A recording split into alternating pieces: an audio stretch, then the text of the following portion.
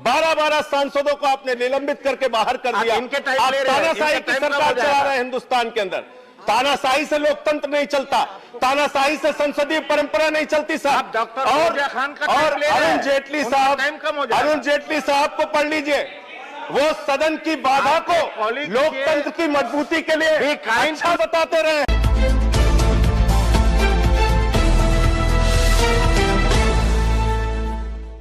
मान्यवर, मैं बड़ी विनम्रता पूर्वक आपके माध्यम से इस सरकार से पूछना चाहता हूं कि क्या इस देश के संविधान से बढ़कर कोई है?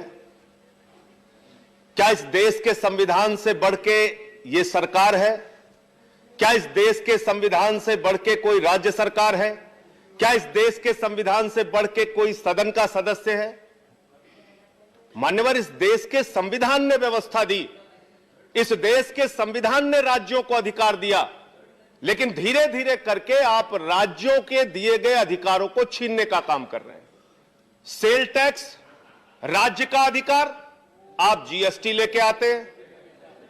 मोटर व्हीकल राज्य का अधिकार, आप मोटर व्हीकल एक्ट लेके आते हैं।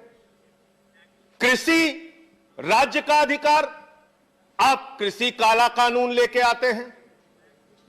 दिल्ली की विधानसभा, देश के संविधान के तहत बनाई गई विधानसभा, आप विधानसभा की कमेटियों का भी पावर छीन लेते हैं। और इस डैम सेफ्टी बिल में मान्यवर आप वही काम कर रहे हैं। हमारे यहां एक कहावत है, तू कौन मैं खामखा। आपसे किसने कहा कि आप राज्यों की डैम सेफ्टी के अंदर इंटरफेयर कीजिए? किस राज्य ने आपसे अनुरोध किया? तमिलनाडु का विरोध है, केरला का विरोध है, उड़ीसा का विरोध है, कर्नाटक का विरोध है। और साफ तौर से देश के संविधान की धारा 252 कहती है, दो राज्यों के अनुरोध के बगैर आप कोई हस्तक्षेप नहीं कर सकते। बावजूद इसके आप देश के संविधान के विपरीत जाके हर क्षेत्र में अपनी मनमानी और तानाशाही थोपते जा रहे हैं।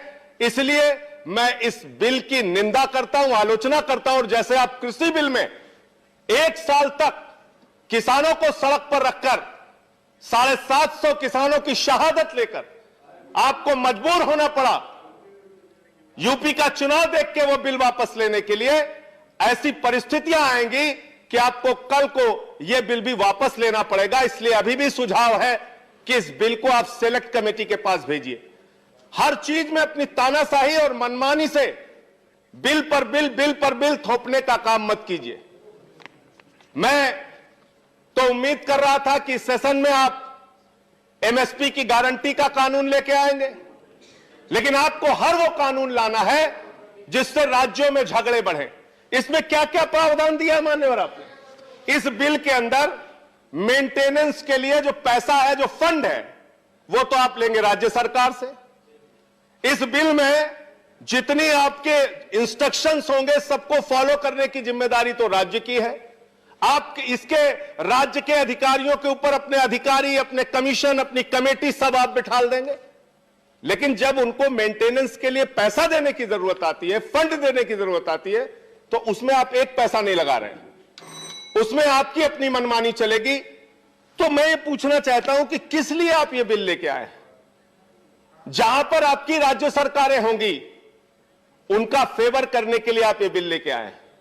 दो राज्यों के बीच में पानी का झगड़ा लगवाने के लिए आप ये बिल लेके आए, और भविष्य में राज्यों के बीच में झगड़े करा के अपनी राजनीति साधने के लिए और कुछ चंद पूंजीपतियों को मेंटेनेंस और सेफ्टी के नाम पर बड़ा ठेका देने की मंशा से आप ये बिल लेके आए।